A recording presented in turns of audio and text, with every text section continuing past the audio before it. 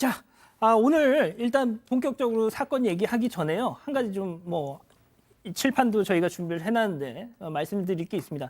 자, 저희가 지지난주에 예고해드린 대로 내일부터 10월 4일 내일부터 사반 가족회의 시즌2로 돌아옵니다. 자, 이게 정치부 회의 끝나고 바로 광고 나가면 덮어서 사반 가족회의가 쭉 진행이 되고요. 그게 끝나면 본방송 사건 반장이 시작이 됩니다. 자, 그동안 우리 가족 여러분들이 야, 니네 왜 이렇게 광고가 많아? 광고 때문에 보기 싫어 막 이러셨잖아요. 자, 그 광고 나갈 때 유튜브에서만 이렇게 사반 가족회의 시즌2 첫 방송이 내일부터 시작이 되니까요. 많이 함께 주시죠. 자, 알겠습니다. 일단 이 정도로 하고 첫 번째 사건 정리해 드려야죠. 와, 진짜 큰일 날 뻔했어요. 네, 부산 지하철 1호선 시청역 안에서 불을 지르려고 했던 50대 남성이 경찰에 붙잡혔습니다. 불붙은 휴지를 쓰레기통에 넣어서 방화를 시도했는데요. 다행히 주변에 있던 시민들이 빠르게 대처해서 불은 진압됐지만 역에 있던 여러 승객들이 급히 대피하는 소동이 빚어졌다고 합니다. 더 황당한 것은 이 남성, 저 방화범 같은 날 다른 지하철역에서도 네, 맞아요. 그러니까 지금 새벽 5시 한 50분쯤에 다대포 해수욕장역에서 1차 방화를 시도합니다. 그러니까 휴지통에 불붙은 휴지를 던져서 불을 내려고 시도를 했고요. 그리고 그 당시에 이를 목격한 시민이 손에 들고 있던 생수를 가지고 그 불을 꺼서 그때 별 문제가 아이고야. 없었습니다. 예. 그런데 조금 전에 우리 말씀하셨던 것처럼 오전 10시 10분에 이제 시청역에 가서 거의 동일한 방식으로 두 번째 방화를 저지른 거고요.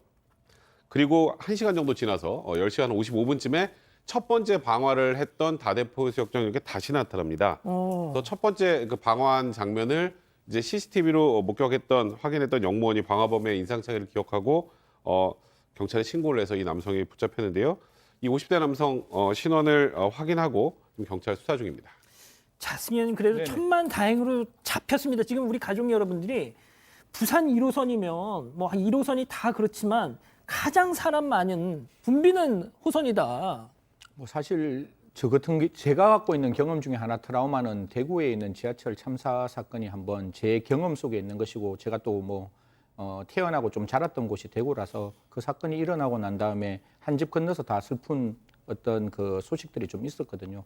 지하철이라는 곳이 언제든지 위험할 수 있고 다중들이 다닐 수 있고 많은 사람이 모이는 장소에 사실 저런 행동을 2번이나 했다는 모습이 저로서는 굉장히 가슴이 철컥 내려앉았는데 주위에 계시는 분들이 적극적으로 이거는 화재가 진압이 되어야 한다는 부분에서 여러 가지 어떤 방법을 통해서 화재를 진압해 주셨는데 사실 저렇게 화재를 일으키는 사람 지금 우리가 수사를 다 하고 처벌은 해야 되겠지만 과연 다음에도 또 이런 화재를 일으키지 않을 수 있을까? 그래서 분명히 어떤 형벌을 받거나 아니면 그 과정에서 여러 가지 어떤 그 조치가 있을 때 반드시 치료까지 함께 되어야 하는 부분이 있지 않을까 그렇게 생각합니다. 자, 그런데 이제 큰 화재로 이어지지 않아서는 정말 천만다행이었는데 CCTV를 봤더니 정말 황당한 장면이 포착이 됐습니다. 첫 번째 사건 체크포인트 짚어보죠. 그렇습니다. 불구경을 하고 있었어요. 네, CCTV를 보면 이 남성이 불을 질러놓고 이상한 행동을 하는 걸 볼 수 있습니다. 휴지에 불을 붙여 버린 뒤 태연하게 자판기에 돈을 넣어서 음료수를 뽑았고요. 이후에는 의자에 앉아서 음료수를 홀짝거리기까지 합니다. 그리고 사람들이 막 급하게 불을 끄는 걸 구경하고 있습니다. 세상에. 이 남성이 불 붙이는 모습을 목격한 시민들이 이상함을 느끼고 비상전화기로 영무실에 신고했다고 합니다. 와, 소장님. 네. 그러니까 본인이 불을 질렀어요. 네. 그러고 나서 자판기에서 음료수를 꺼내들더니 그걸 홀짝홀짝 마시면서 아이고 하면서 그냥 지켜보고 있습니다. 네. 이게 왜냐하면 이 사람이 원한 건 바로 그 불 보고 싶었으니까요. 그러니까 우리가 충동 조절 장애 안에 발화광이라는 게 있어요. 그러니까 이게 그러니까 불을 붙이고 싶은 충동을 스스로 억제하지 못하는 거죠. 방화 미치광이라고도 불리고 병적 방화다라고도 불리는데 이런 사람들은 그 참다가 불을 붙이면서 굉장히 그 긴장도 완화되고 만족감, 황홀경, 안도감, 기쁨, 쾌감 이런 걸 느끼거든요. 그러니까 그런 걸로 해서 본인은 어느 정도 세세하게 준비했는지 모르지만 대부분의 방화강들은 미리미리 준비를 해서 그걸 구경을 하는 것이 맞습니다. 그렇기 때문에 이 사람은 하루에 3차례나 그것도 2군데의 다른 장소에서 이렇게 방화를 벌였다고 하면 물론 범죄죠. 범죄이면서 저는 이 발화광에 정신병리가 있을 것이다라는 생각이 듭니다. 자, 그런데 이제 첫 번째로 불을 지른 곳이 다대포 해수욕장역이었습니다. 자, 그런데 다른 데 갔다가 거기서도 불 지르고 또 다시 처음 다대포 해수욕장역으로 와가지고 거기서 검거가 됐어요.